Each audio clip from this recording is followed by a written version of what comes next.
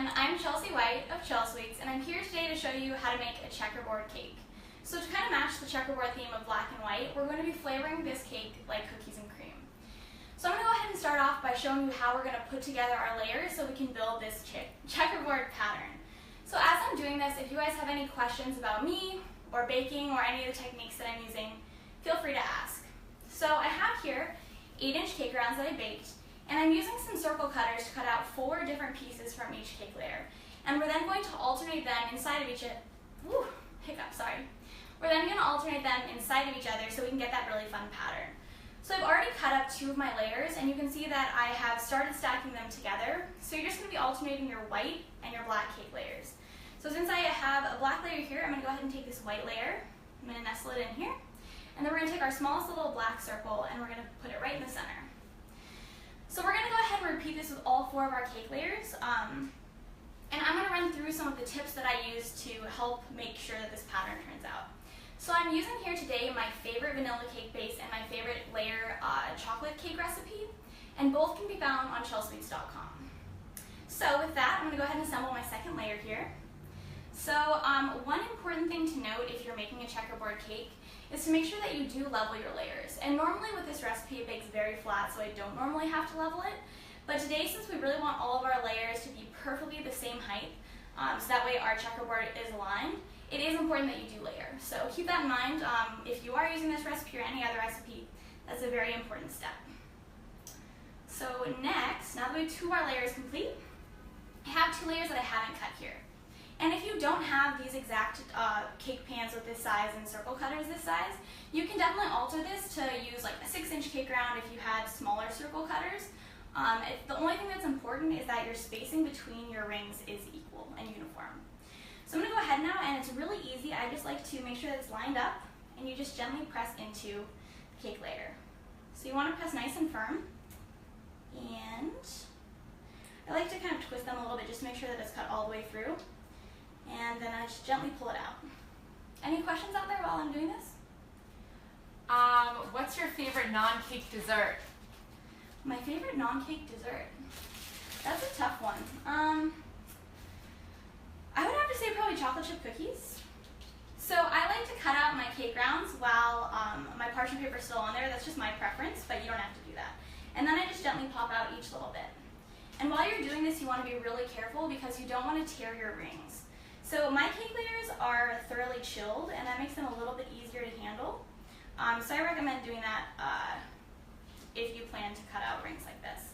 Another thing is if you don't have these circle cutters, you could totally just alternate black and white and make a really fun pattern cake that way. So it's a little bit less technical, but we'll still have a really great interior once you cut into it.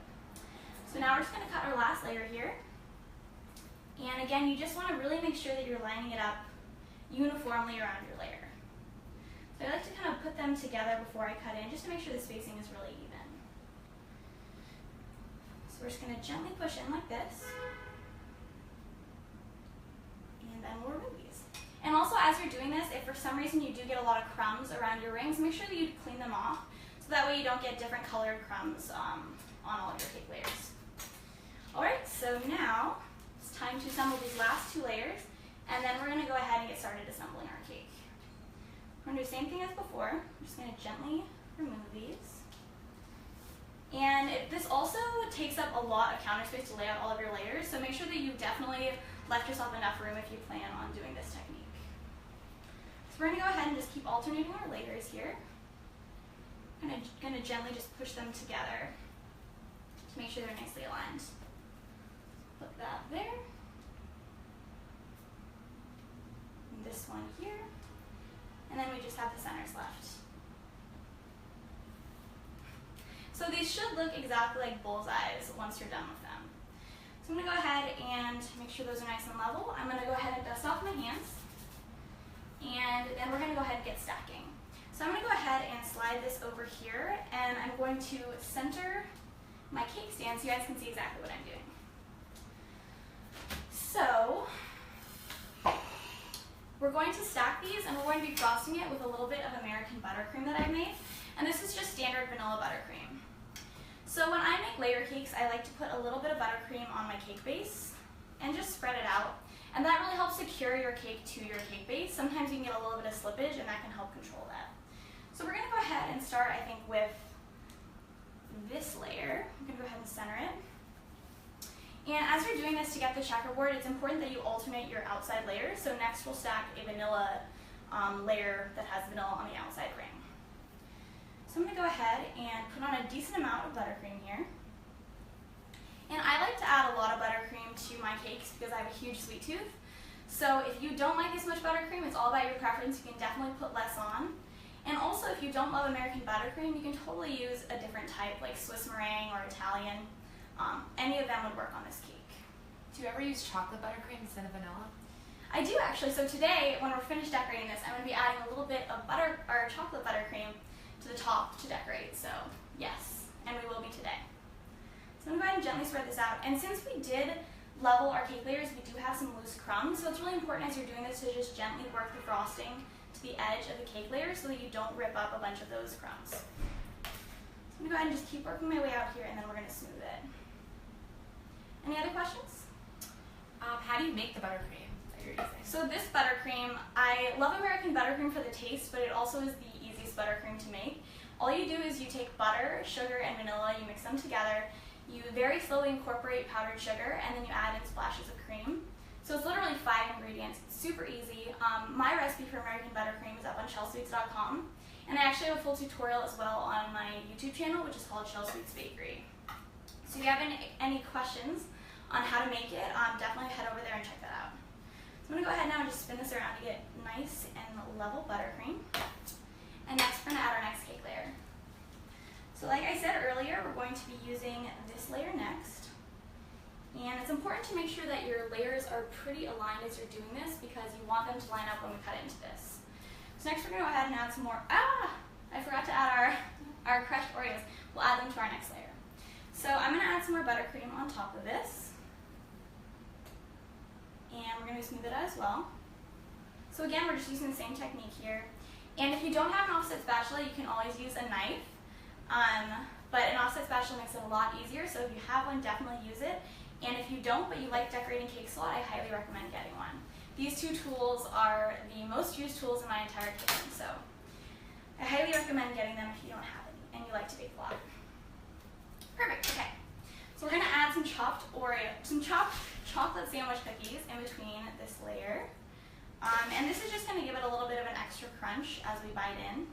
So I always like a little texture in my cake, but if you don't like chocolate sandwich cookies or you are not a big texture person, you don't have to do this. You can omit this step. I'll add a little bit more here to the edges. And then we're gonna add our next layer. So next we're going to use a layer that has black on the outside. So we're going to go ahead and set this down. And we're going to go ahead and press down just to make sure that we have all those Oreos secured underneath. We're going to make sure it's lined up. Looks pretty good. We're going to add some more buttercream. Any other questions out there? Yes. Do you chill your buttercream first? No, I don't. I guess if I were to make it ahead of time and store it overnight, I would pop it into the fridge. But in general, I usually whip up buttercream and then use it immediately, and I don't chill it. So if you have any problems with your buttercream being too thin and you are struggling to frost smoothly, you can always add a little bit less heavy cream or a little bit more powdered sugar. Either of those will help stiffen up your buttercream. So I'm going to go ahead and smooth this out as well. Where can you buy the rings that you use to cut the layers? So I bought my rings on Amazon. I literally just searched circle cookie cutters or circle cutters, and they popped up, which was great. But I'm pretty sure that you can also find them at cake decorating stores or probably even some large retail stores like Walmart or Target. So I'm going to go ahead and sprinkle some more Oreos in here.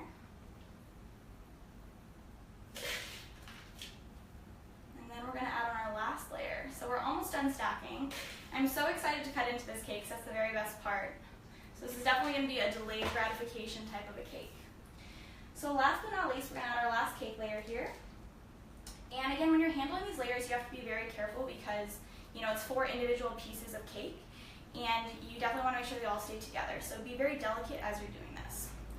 So now that my cake layer is on, I like to flip it upside down because it makes it easier to get nice sharp edges when you're frosting. And that's because you know that the bottom and the sides of the cake layer are baked against the pan, so they're guaranteed to be flat.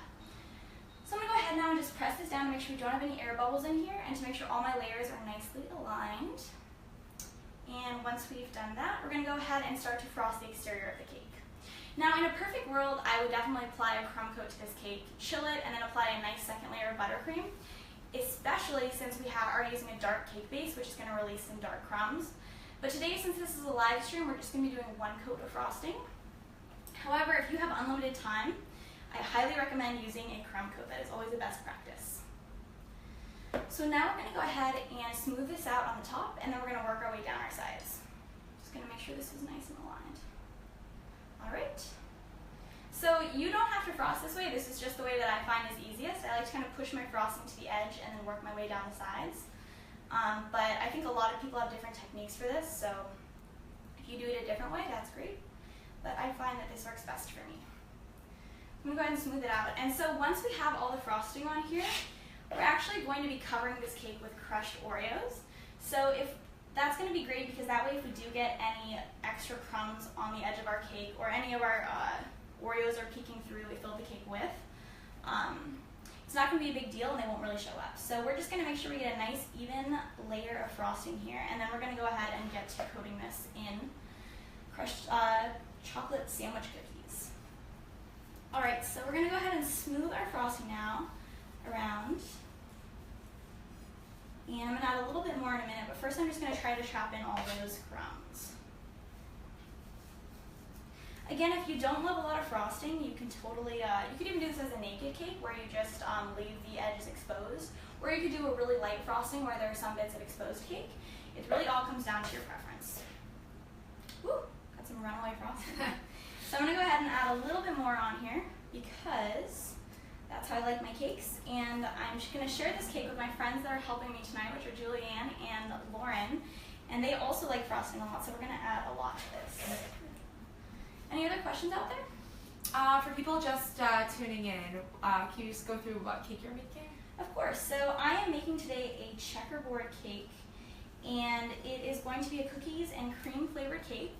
And we're going to be covering it in a minute with crushed Oreos, and we have made some rings with our cake layers that are going to make a really beautiful pattern when we cut into it. So now that I have frosted our cake, and we have a decent amount of frosting on here, we're going to go ahead and smooth it a little bit just to make our edges a bit sharper. And then we're going to add some crushed Oreos. So I'm going to go ahead and just kind of apply an even amount of pressure here and drag my cake bench around. And this is just to really smooth out those sides. And again, this isn't going to be perfect, but it's not a big deal because we're going to be covering our cake in crushed Oreos in 1 minute.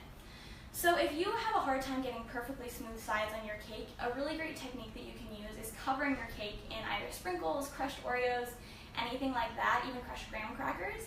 And that can help kind of cover those imperfections and still make your cake look really great and give it a great pop of flavor as well.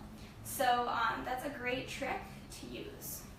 If you're working on learning how to perfectly smooth frosting, I have a full in-depth tutorial in which I take you through all the tips that I use to get perfectly smooth sides. So you can definitely check that out on my YouTube channel, which is called Chelsweets Bakery, if you want to learn more about that. So I'm going to go ahead now and just add a little bit more frosting up here because it looked like we were missing a little bit. And then we're going to smooth out the top. So I'm going to go ahead and just spin this around to level that out. And then we're going to smooth the edges one more time. Any other questions? People are very excited for you to cut into the cake. I know, it's going to be the best part. I'm already excited, but I'm trying to control myself as we finish decorating this cake. That's the thing also, so I'm going to rush through frosting right now, but I swear I could spend all day smoothing a cake. I think that a lot of bakers out there are also perfectionists, and so it's so hard to just hurry through these steps, but I'm going to go as quickly as I can so we can get to the best part as soon as possible. I'm going to keep smoothing. And again, you guys, the recipes for everything that I'm making today are up on chelsweets.com. And if you're enjoying this and you want to see more of my cake tutorials, you can always check out my YouTube channel, which is called Chelsweets Bakery. Alright, so I think we're just about as smooth as we're going to get with one coat of frosting. So that's great. You can see we do have a little bit of cake poking through. but it's not a big deal because we're about to cover this in crushed chocolate sandwich cookies. So I'm going to go ahead and slide these over, and I'm going to get out a large baking tray. And whenever you're covering a cake in anything, it's always great to set it in a baking tray so that way any runaway sprinkles are trapped. If you don't do this, you'll end up with sprinkles all over your floor or crushed cookies. So I highly recommend this step. I learned that the hard way. I think last time I did a live stream with sprinkles, I also got sprinkles everywhere. Like my feet were just crushing them. It was terrible. Okay, so I'm going to go ahead and just use my hands and gently press crushed Oreos all around this cake. And again, I'm just making this cake for me and my friends tonight, and I've thoroughly washed my hands, so I'm just going to use them. So I'm going to go ahead and grab a handful here, and I'm just going to very gently press it up the cake. And it's important here to apply enough pressure so that you're going to adhere the cookies to the side of the cake, but not too much that you're going to smudge your frosting. So it's definitely a delicate kind of touch, but you need it to be somewhat firm. So be careful as you do this until you get comfortable with the amount of pressure that you believe you need to apply. Any other questions out there? How many layers are under there? So in this cake there are 4 layers, which is going to give it that really awesome pattern when we cut into it. And it's just a vanilla and a chocolate cake base that I've used to make that pattern. And what size pans did you use to make the layers? So these are 8-inch cake layers. But you don't have to use that size. If you have different size cake pans, you can totally make this pattern out of different size cake layers and different size rings. I'm going to go ahead and keep covering this. And just kind of gently turn it as we go so you guys can see the progress that we're making. You guys have no idea how much willpower it took not to eat all of the chocolate sandwich cookies while I was chopping them. I did taste test a little bit. I approve. But there still should be enough for us to decorate this cake with. So as I'm doing this, you can see there's tons of extra runoff on the sides, and I like to kind of scoop that up and utilize it as I work my way around the cake. This makes it go a little bit faster. So we're almost done. I think we're about 3/4 of the way. Which is great. Any other questions out there? Where can people find the recipe?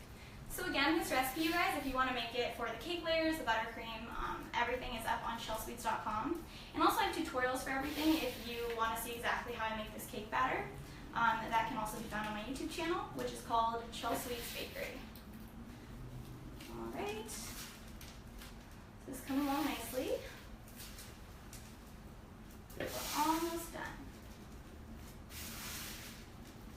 We're going to have a lot of leftover sandwich cookies, but I think that we'll be able to take care of those later. You can put those to good use, right? Alright, so once I've covered the cake, I always like to just kind of gently press in with my hands, and that just kind of helps secure any piece that might be a little bit loose or might not be fully stuck to the cake. Alright, so that's pretty good. So I'm going to go ahead now and just scrape away the excess around the base with my fingers, because we don't want this falling all over the place when we move it up back onto our cake stand. There's a lot of loose bits at the bottom here, so I'm just going to go ahead and go around one more time.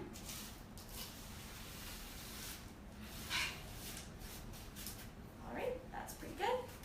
So now we're going to go ahead and gently lift this up. Let's see if I can lift it. I might use my offset spatula just to be safe. There we go. We're going to go ahead and place this back onto our cake stand. Ever so gently, we'll move this out of the way. I'm also going to rinse off my hands really quickly just because they have Oreo on them.